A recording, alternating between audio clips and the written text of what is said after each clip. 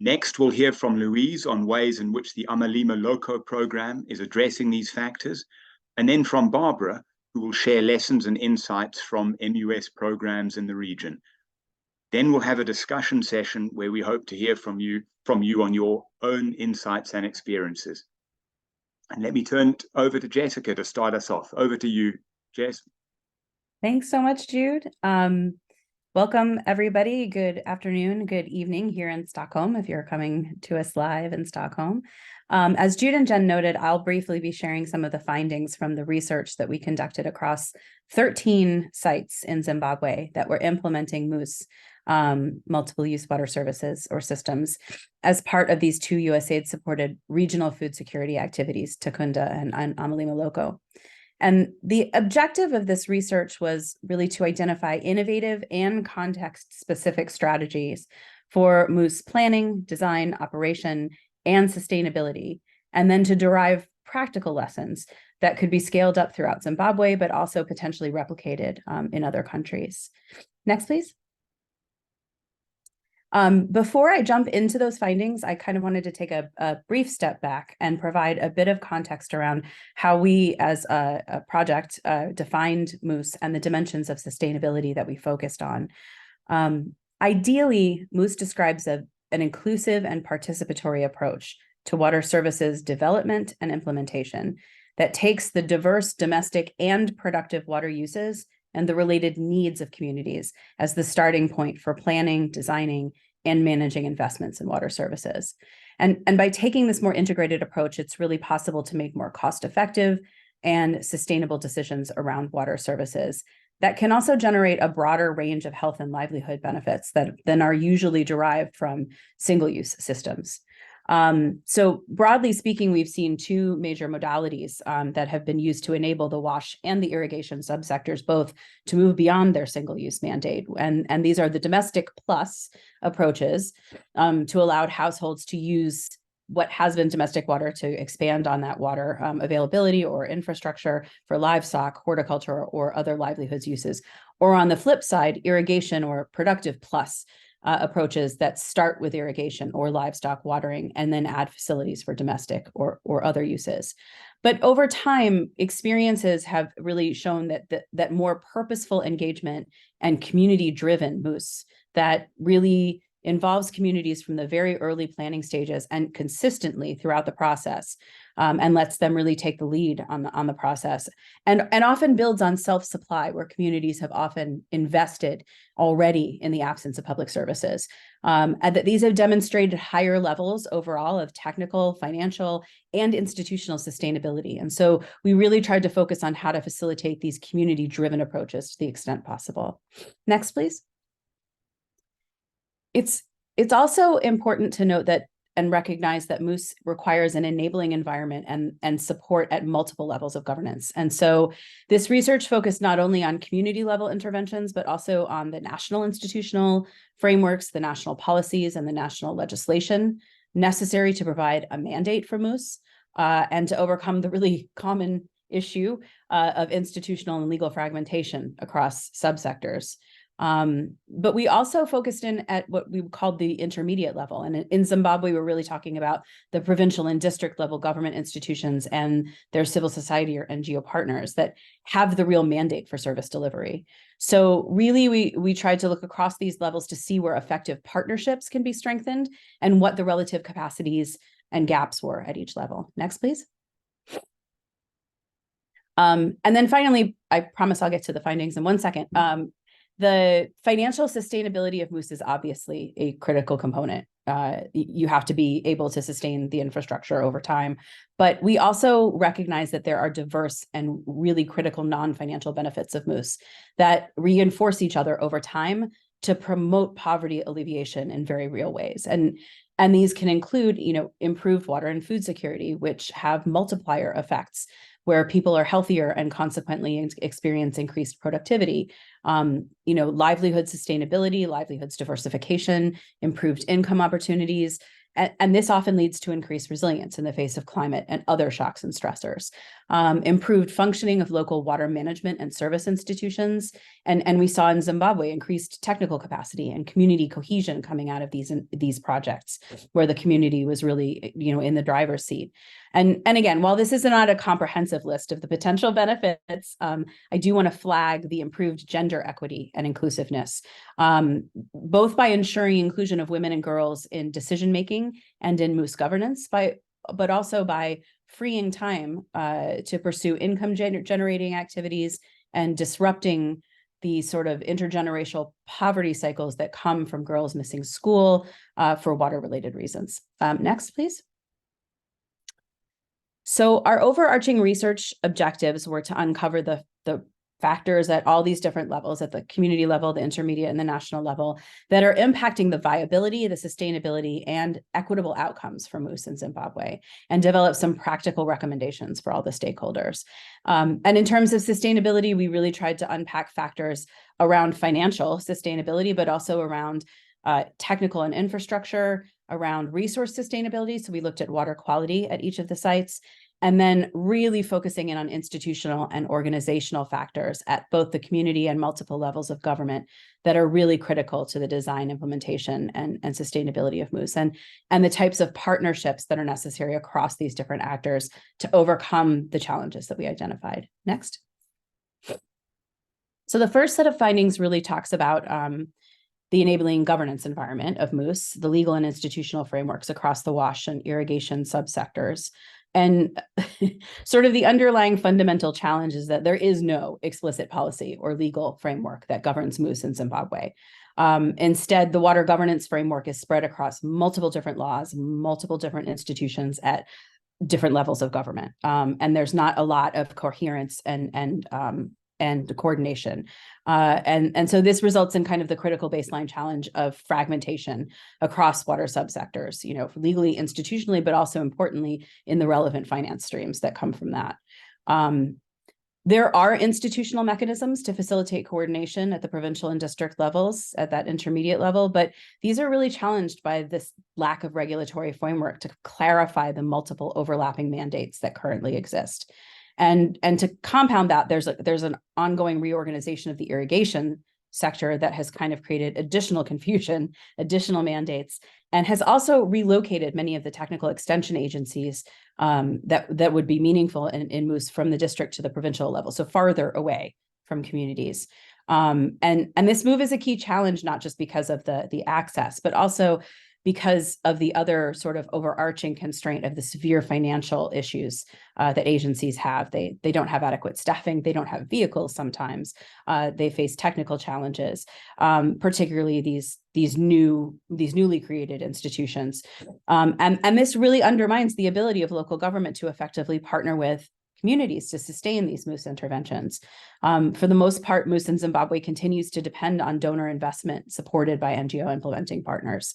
At the community level, there's also challenges for institutions, a lack of technical and asset management capacity, severe financial constraints. We'll talk about that in a moment.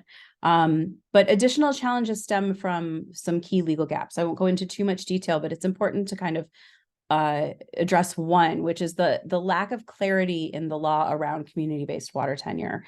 The current Water Act defines primary water, which is sort of the domestic water category under the Act, as including reasonable uses of water for basic domestic needs around the household or residential premises, and also for supporting homestead livestock, brickmaking, or dip tanks. But what it doesn't do is clearly define the amount of water being used for livelihoods purposes, like community gardens, would trigger the need for a permit. To obtain and pay for a permit. This is left to the discretion of catchment councils that are responsible for basin level planning.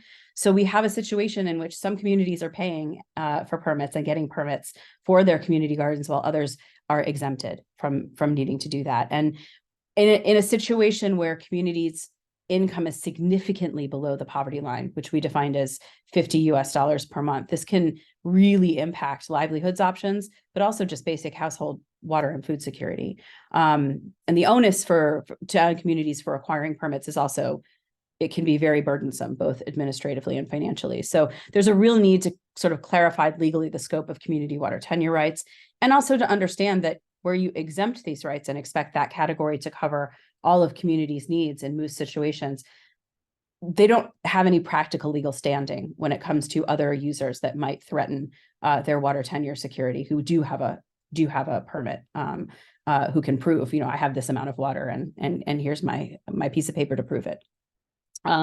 So finally, under this category, Zimbabwe is sort of still in the process of operationalizing decentralization mandates for water services. And this has included some funding mechanisms down to the district level, but departments are currently still siloed, and their core mandates really require them to report to and maintain accountability up to provincial and national levels, rather than being responsible to the needs of the communities that they serve. So the incentive structure is a bit misaligned for community-driven Mus. Next, please. So core around community-driven Mus is community participation. And while this has been ongoing in Zimbabwe, there have been some challenges faced by the projects that we looked at that indicate a need for more consistent, in-depth engagement of communities from the very start and throughout the planning, implementation, and post-construction phases, that sort of the handover to the sustaining beyond of these Mus projects. And this has really been recognized and taken on board by the regional food security activities, and they're including community visioning processes as an integral component of their planning. And this will be described in much more detail by my colleague Louise Nkomo in a moment. So there's great progress being made here. But in terms of the past, community members did express a lack of satisfaction with infrastructure choice and also location sites. And even though they were consulted during the process, there was a perception that there was sort of a predetermined solution that was being imposed from the outside in some cases. For example, drip irrigation. And the choice was very clearly made to conserve water in a very water scarce environment. But these kinds of conflicts and misunderstandings demonstrate a need to invest in more awareness raising, in more community capacity building around what their choices are, and what the trade-offs are of different infrastructure choices and siting, and to seek effective community proposed and agreed alternatives that'll be really supported and used over time. Next, please. Financing, we come back to it. This is obviously critical, but again, coming back to the local government constraints, really the inadequate financing available at that level leaves it up to the communities to be able to cover the costs of operation and maintenance over time. And while across the board, the 13 at the 13 sites, we found that people were willing to pay for increased service and increased to be able to facilitate Mus. They were not able to. They just didn't have the kind of finance available to be actually able to contribute what was necessary. So the financial analysis actually showed that in order to generate enough profits to sustainably meet operation and maintenance costs, irrigation schemes would need to operate consistently at full capacity, and households would have to reinvest 10% of their profits to raise the necessary capital to cover the costs of their infrastructure. And this would take 10 years to get to the point where they were actually meeting those costs. So that's a really long time to realize your investment. And in addition, that's at full capacity, right? So water availability constraints in many of these places mean that that's just not possible over time. And these constraints emanate from climate impacts, but also from, the sort of influx land tenure issue in Zimbabwe, where you have communities resettling onto land and having to have access to new to existing water sources, population growth, et cetera. So there's a lot of drivers there. So there's a real need to explore alternative financing mechanisms. Again, my colleague from Amalima Local, Louise, will talk about some of the really terrific innovations that they're trying right now to address some of these constraints. And then finally, under this heading, communities really also expressed a willingness to switch to higher value crops, but we're really concerned because there's a lack of sufficient access to market opportunities to sell that produce. So, you can see that as a constraint, but also an opportunity to focus on market development over time to address that issue. I should sort of take a step back and say, with the community engagement constraints that we heard about, a lot of this really was due to the fact that many of those sites that we studied had started as a single use intervention and then expanded to become a multiple use services intervention. So they were already starting kind of with constraints around what they could finance, how they could finance it. And I think that's really where a lot of the community engagement limitations also came in, that where we're starting from the beginning with a Mus approach, that would not happen. So it wasn't for lack of trying to engage the community. It was really because of sort of the iterative way in which those projects were developed. Okay, so finally, final slide, please. We did also sample water quality at 10 of the 13 sites. We were able to do this, and only 3 of them were shown to have potable water. These were all 3 boreholes. And talking to the Environmental Management Agency about who's responsible for monitoring water quality, there's huge capacity constraints to be able to get out into the field and to be able to do this on any kind of regular basis. So we're really needing to look at community-based solutions to monitoring and water treatment, but also at the same time recognizing that drinking water quality isn't necessarily needed for all of these uses across Mus, right? We need to really think about the fact that there's a smaller amount of water that needs to be potable, and so that we can target some of these interventions specifically to the quantities needed for drinking, and that is an opportunity again, and that there are an increasing number of solutions available to do those kinds of things. So with that, I think I'm out of time. I will wrap it up, but I'm happy to answer questions towards the end, and I will hand it over to my colleagues, Louise and Barbara, to talk a little bit more about implementation in Zimbabwe and South Africa. And thank you. Thank you very much, Jess. Next, we'll hear from Louise of the Amalima Loco RIFSA. Over to you, Louise. Thank you so much, Jude. And greetings to you all. In my presentation, I'll share learning on how the Amalima Logo program makes use of community visioning for identifying and prioritizing community assets. I will also showcase our vacuum tank technology and innovative technology for the abstraction of water from sand rivers. And then I'll also share some reflections on MUS. So Amalima Logo program is a USAID-funded program that's designed to improve food security in Zimbabwe. The program is implemented by CNFA together with 5 partners: Dabane, ORAP, IMC, the Men of Group, and Mercy Corps. Next slide. The program is implemented across 5 districts of Zimbabwe's Matabeleland North Province, and it is hydrologically within the Gwai catchment. These are the areas that are shaded green on the map. Next slide, please. So to achieve the program goal, interventions are implemented across 3 technical purposes. At the foundation of these technical areas is the community visioning process. This community visioning process, it assists communities to identify their priorities, their capacities, and their development challenges.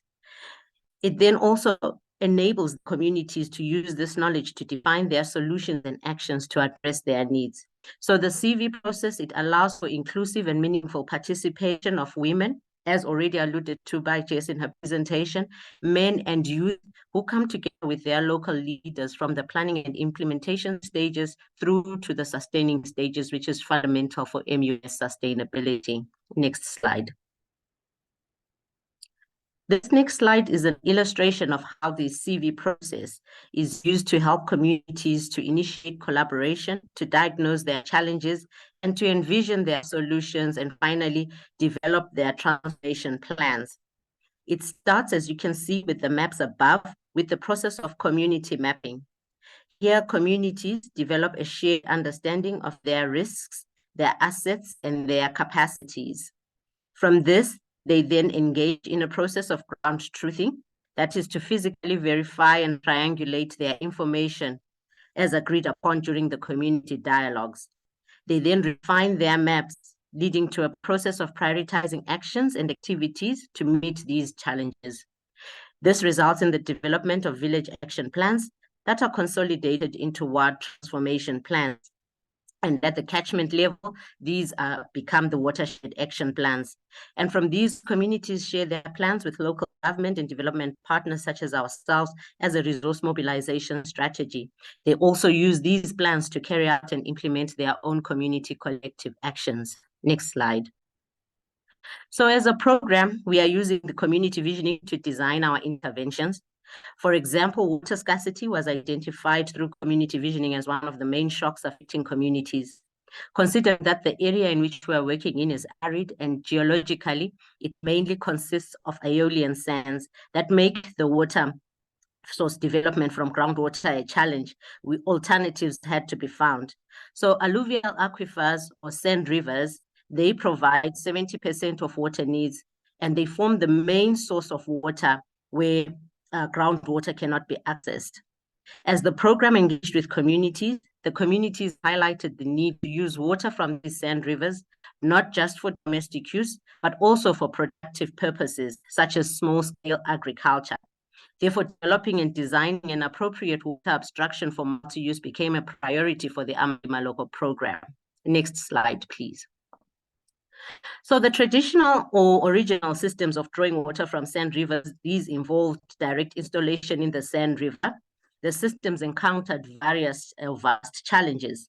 Firstly, during flood events, the submersible pumps and the well screens were washed away or they were damaged. Over time, the manifold system would clog due to an ingress of sediment. And thirdly, the fuel to run the pumps was a challenge in terms of its accessibility, its cost, and the conflict that was arising from insufficient contributions made by users. So these challenges meant a loss of productivity, especially in systems that were connected to irrigation. Next slide, please. So in terms of innovations, next slide again.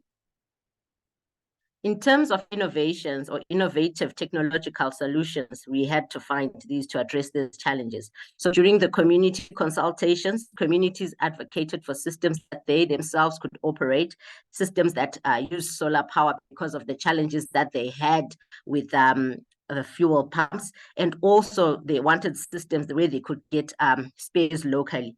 So to meet these requirements, the vacuum technology, which you see below in the diagram or in the presentation, is what was developed by removing the pumping system from the water and putting this on the riverbank. Previous slide, please. So pumps were easy to access at any time for maintenance. The system also uses photovoltaics or solar. As a program, we've implemented this vacuum technology at Ntonjeni community. As you can see there, the lady who's using water from Sand River for irrigation. The system is a community-led MUS. It started with the participatory diagnosis of water challenges in the area, and it serves irrigators as well as households. So it serves water for both irrigation and domestic use. At the asset level, there is a project-specific management committee. Also, this committee is embedded in the village development planning. It reports to them, and because of that, this is key and critical for MUS because these committees need to be embedded in existing structures. Also, it enjoys traditional leader support, especially for conflict resolution or endorsement of actions. At the institutional or stakeholder level, this is the enabling environment that Jess was talking about. While there are no legal frameworks governing MUS, we saw the catchment councils, the departments of the Department of Environmental Management, or what we call the environmental health, as well as the Department of Agricultural Extension, providing technical support to users. So there was a plus on that. Next slide, please. With regards to MUS financing, I see we are having a technical glitch. I will continue with my presentation. With regards to MUS financing, we find that whilst users have a willingness to pay, as demonstrated by the $1 subscription that they make on a monthly basis, this is inadequate to meet maintenance and repair costs.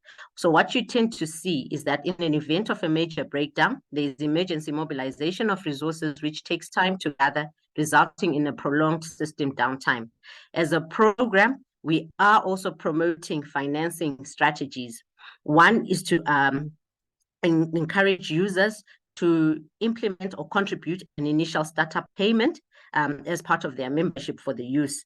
We also promote subscriptions that are based on an analysis of cost breakdown for key components, so that users or communities avoid just subscribing a 50 cents or a $1 subscription fee. It has to be related to the cost of replacing components. And we're also working to link users to insurance companies for the replacement or for the financing of high value assets, such as the replacement of solar panels or the replacements of pumps. Next slide. So with regards to water quality, the water quality from alluvial aquifers or sand rivers is generally good due to the anoxic conditions in these sand rivers. However, water quality is compromised during flood events as a result of the high land surface pollutant loads. And this normally happens between the months of December and February. So to counter this, the Amalima Logo program designed specifically to counter this challenge. So we install well points within the Sand River where we get minimum sediment disturbance during flooding events. And this eliminates the need for water treatment, which is expensive and usually not sustained by communities. We also encourage good environmental hygiene practices, such as the construction and use of latrines, avoiding open defecation and boiling water where possible. Next slide. So the following are some of the lessons or reflections of MUS. We acknowledge that MUS is an emerging and growing concept. We are seeing a shift away from the development of single-use systems to multi-use systems or services across the developmental fraternity. Here, Amalima Logo is establishing an MUS system in Lupani that will support a 3-hectare irrigation and provide water to a health center that caters for over 3,000 households from a sand abstraction system. We also recognize that whilst institutions to support MUS are compromised because there is no legal framework governing MUS in the country, we do get support from the government stakeholders to actually carry out these MUS or to develop these MUS services. It should be noted that the initial cost of setting up an MUS is high. It requires complex designs that have to be made simple to operate and manage by users, and this takes time and a lot of ingenuity. Also, there are challenges with regards to communally managed MUS. There is need to train and build the capacity of users to manage these systems, and of course, the need to create lasting linkages with private public sector service providers for ongoing service provision. And finally, there is a promising future for MUS. At the institutional level, efforts are being made to create an enabling environment for the implementation of multi-use services, and we commend the collaboration that we are currently seeing between development partners and government stakeholders and line ministries in implementing these services. We are pushing and continuing to push for a framework for MUS in the country. Also, I've already alluded to the steps taken by development partners such as ourselves and the support that we're also getting from government and funding partners in setting up this MUS. And lastly, through processes such as community visioning, communities themselves begin to own the development process. They own their water infrastructure. They become accountable for their own assets. They engage in inclusive dialogue where everyone is participating, and therefore that results in access to water for all. With that, ladies and gentlemen, thank you very much. Thank you, Louise. And now we'll hear from Barbara at the International Water Management Institute. Over to you, Barbara. Thank you, Jude, and hi to everyone. And thanks for this opportunity to basically echo what has already been told with another example from South Africa. Next slide, please. And This is a project supported by the Africa Water Facility and implemented by the Water Research Commission, an NGO and IMI, but also very much with government, the different government departments, and then 6 communities in Limpopo province, a poor, rural, low-income rural area, where we see that the government at the highest levels already realizes basically people have multiple needs, both domestic and productive. A lot is already happening. Basically, on the ground, communities are implementing IWRM. It is both the infrastructure, the resource, and the use, etc. So this was a project where we were able to show demonstrated on the ground. Next slide, please. Where we applied the famous project cycle, echoing again what Louise also mentioned. You start, there are structures, you do the diagnosis first, what is already happening on the ground, and what are the priorities that come up, and that's where you then find this finance from outside, and technical advice, institutional advice, you implement and you go on. So in our project, next slide please, we found that in the diagnosis, it's a no-brainer in a sense. People use the water for multiple uses, but also at multiple sites. We realized that homesteads and fields around the homesteads are really prime sites for use, which is the target of the domestic water sector very much, and it is a priority for people themselves as well, but not for luxury uses, domestic uses. As we found irrigation livestock, but irrigation is already practiced by quite a proportion of the people. When it is a distant field, it may be a single-use system, but there are also other sites of use, direct use of the streams for fisheries or laundry, etc. And related to that, most infrastructure is multi-purpose at the same time.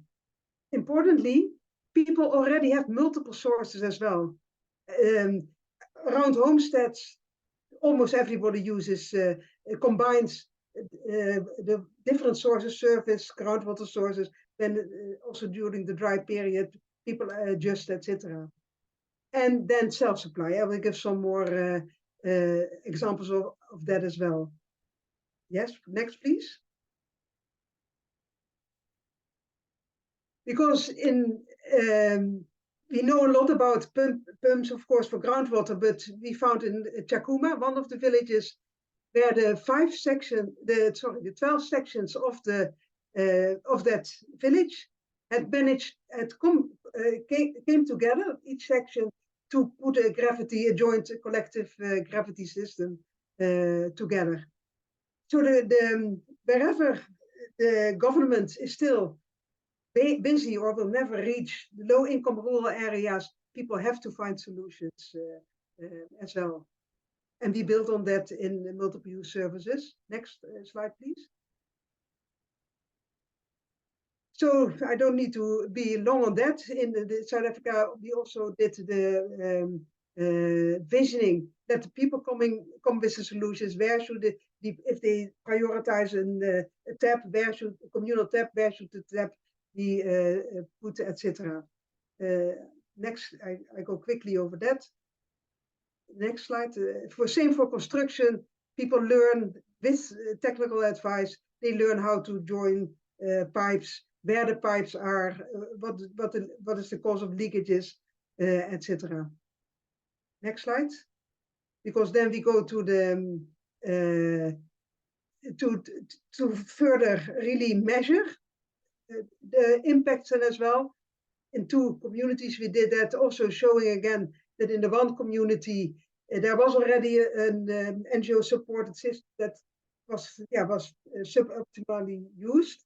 So there you get the whole issue of refurbishment, maintenance, and organization around it.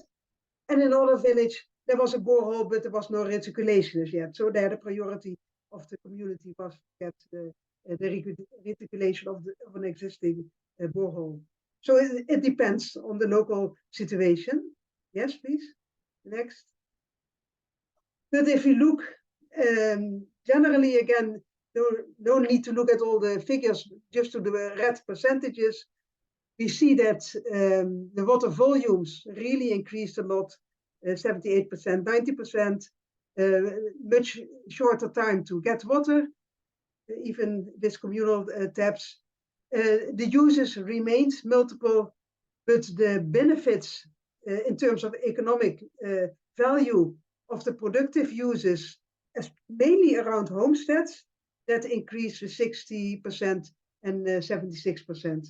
And interestingly, we found that it's mainly the women who managed the productive uses as well. So in this case, the irrigation. Next slide, please. So to summarize the benefits of Mus, multiple use services, community-led interventions. It's cost effective because we mobilize what is already there. The many community resources that are there, the self-supply, the notion of a multi-purpose infrastructure. We know it's very well for big dams. Of course, you design for as many uses as possible, and that also happens. It already happens on the ground anyhow, and it is much cheaper than having one domestic system, one irrigation system, and one system for livestock. Of course, the community ownership means that there is 24/7 availability and incentives of the community to repair something that should be done quickly. And we even found last of the 4 bullet points of the cost effectiveness that if you could really get your materials, procure your materials more locally, if you don't have to get through the very expensive centralized national procurement procedures, it can be cheaper as well. In this project, we did give small stipends to the people who worked. So it merged very well with the employment generation type of projects. And in the end, the community says, we worked hard for it, we own it, and there is a place to go. And one of the members, she just said, Mus of the community-led service delivery enables communities to do whatever they can do, and which is often easiest and simplest for government anyhow. And then last slide, next slide, please. This is the last one, which is just to highlight, not from this project, but just to highlight again how diverse the multiple use services can be. And that is what we see internationally, the Rural Water Supply Network, the Mus Group, smart centers. They have worked a lot on Mus, coming from the individual of the household level, individual infrastructure, where we interestingly see that the wash sector, where self-supply is also getting much more profile, and on the other hand, the irrigation sector, if you now talks about farmer-led irrigation development, they talk about the same technologies, especially when you climb the water ladder. And just to mention the importance then of the smaller scale, the affordable technologies, the row pump, etc. They make irrigation, even irrigation also accessible for the poorer households. So really for everyone. So the universality of wash, everybody should have access to water. In any case, productive uses is augmented, but in low-income rural areas, there's also livestock, there's also irrigation, there's small-scale enterprise, and we need to expand or come together, basically, the domestic and productive uses. And lastly, as Jessica also mentioned, for drinking water, absolutely, but you need 3 liters and not everything, and there are solutions for like water filters. Which if you need to clean at all. Thank you for your attention.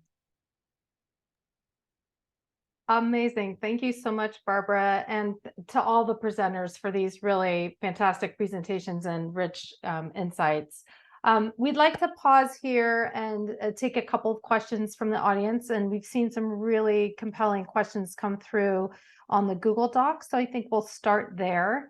One of the first questions is wondering about the water available in a multi-use system, and that it may not be large enough to meet diverse water requirements of all the users and for all the different uses, and what criterion is adopted to allocate available water between different users and different uses. That came from Ravinder Malik. Thank you so much for that great question. And we can shift the view so we can see everybody in our group maybe. But would any of our presenters like to take that? Barbara, go ahead, please. Yes, thanks.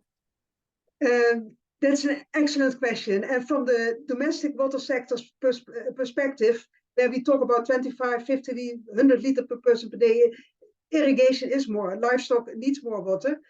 But from the irrigation sector, they say, oh, domestic users, that is negligible in terms of volumes. So it really boils down to what communities want, and as Jess also already mentioned, include the most marginalized people in your visioning process and get their priorities as number one. So the marginalized women and marginalized men, but certainly the women, include them in your visioning process so that you get their priorities. On the water is remains scarce. Thank you. Jess, go ahead. Do you have something to add? Yeah, I would just say that there's also a role for a couple of things. First, I mean, in Zimbabwe, there were many different communities that had created their own set of rules around allocation and reallocation. And you know, were very inclusive, actually, in terms of the whole community kind of sitting down and figuring out, you know, in these times of shortages, how are we cutting it? Are we going to irrigate in the evening so we don't lose water to evaporation? You know, how do we include the elderly? Sort of, they made those decisions on their own and came up with an allocation plan for water shortages. There's also, you know, not just within the Zimbabwean context, because as we keep saying, there is no legal framework. And one of the issues with that is it's a catchment by catchment approach to prioritization of different uses and allocation for different uses that isn't linked to Mus implementation. So that's kind of another misalignment wherein, you know, some places there will be actual national enunciation of what are the kind of, you know, priorities for use over time and reallocation during times of shortage that can provide guidance to communities and their partners. Thank you. Thanks for that, Jess. Louise or Evaristo, if you have anything, do you have anything you would like to add just from your own experiences on this question of sort of accounting for multiple uses, multiple users? Sure, just to respond on that, I'm echoing the words of Barbara and Jess on this. Another dimension of this really is to say, what was the infrastructure designed for in the beginning?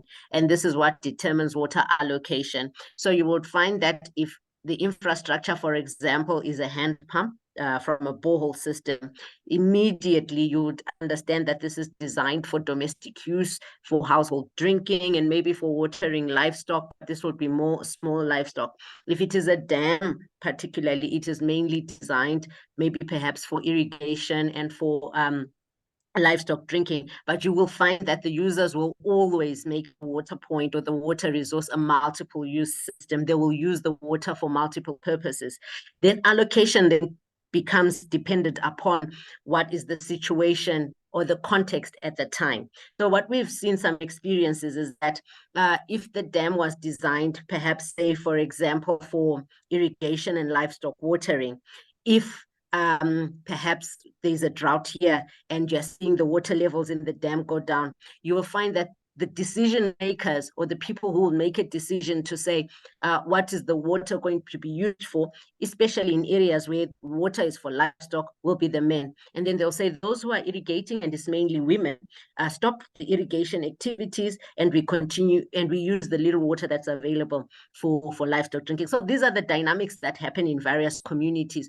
So allocation will also be context specific at a given time, despite the fact that the system is used for multiple services or multiple purposes. Thank you. Thanks for that, Louise. We had another question sort of related or maybe easily segueing from this one. There were two questions, one from Matt and one from Runyoraro, around sort of groundwater uses. So Matt's question was, did the community visioning plans include managing for both surface and groundwater uses? And if so, how did that figure into the Mus interventions? And Runyoraro was saying also, given that Mus is a growing concept with potential to attract increased adoption, do you have plans to also consider groundwater monitoring as a sustainability strategy? Just those two sort of fit together in my mind and are kind of related to this question of multiple uses and stronger demand on those water resources. Do any of our presenters want to take that one first? I'm sure everyone has thoughts on that. Okay, so I'll just share my thoughts on the last part, which reflects around the issues to do with groundwater monitoring. So in our situation and context in Zimbabwe, groundwater monitoring perhaps becomes the mandate of the water authority, and the subcatchment councils would normally do this. It's easier for them to monitor surface water levels than groundwater levels. So again, we have resource challenges in monitoring groundwater. Communities themselves can do it at a smaller scale using their own borehole and also just checking the nearest borehole in terms of monitoring groundwater. But at a larger scale, this is very difficult for us to do currently, even in the programs that we are doing. Thank you. Barbara, Jess, or yeah, Barbara, go ahead, please. I think the issues groundwater really makes clear what the inequities in the water use are, because what happens is that the people with the deeper boreholes, they suck the more shallow wells dry, and as Jess says, the communities know I showed a picture of the shallow well that was the main source of water in one of the villages. They are very careful about deeper boring equipment, because they know that things can happen with a river snake, and so there is this understanding about how the water table behaves, and it really puts the question on the table. The people who can't afford the deeper infrastructure, are they going to affect the others? So the community-based water tenure, and we have examples in India, for example, that communities do sit together and try to, especially the tube wells for irrigation have been massive, but communities do sit together. How should we now deal with the needs for domestic water users? Because some people can easily, if you have more infrastructure deeper, more expensive infrastructure, you use more water, you can use more water. So the equity issue is on the table with groundwater, even more strongly than with surface water. 100%. Yeah, thanks for that both. There's a related question in the chat that I think might be a nice follow-up to. Do we think that communities can adapt with any shortages? And if yes, how to plan that allocation out? Jess, go ahead. Yeah. Well, I would just come back to that situation, that I explained earlier too. That was a real example from a community that they are adapting. They have to adapt. The adaptation question, however, doesn't mean that they're not suffering, because the women within the community were also saying we used to be able to grow many more diverse crops than we can now grow, and so our income levels have dropped. We're walking farther, during certain parts of the dry season to get to a viable source of water in order to maintain, a certain service level. So, they are adapting, they're finding ways, but I think as Louise also said, and I would welcome your insights on this, Louise, too, but, there's the equity and inclusion question comes up severely, because who are the decision makers? when those kinds of decisions get made, existing institutions are going to take over, sort of the,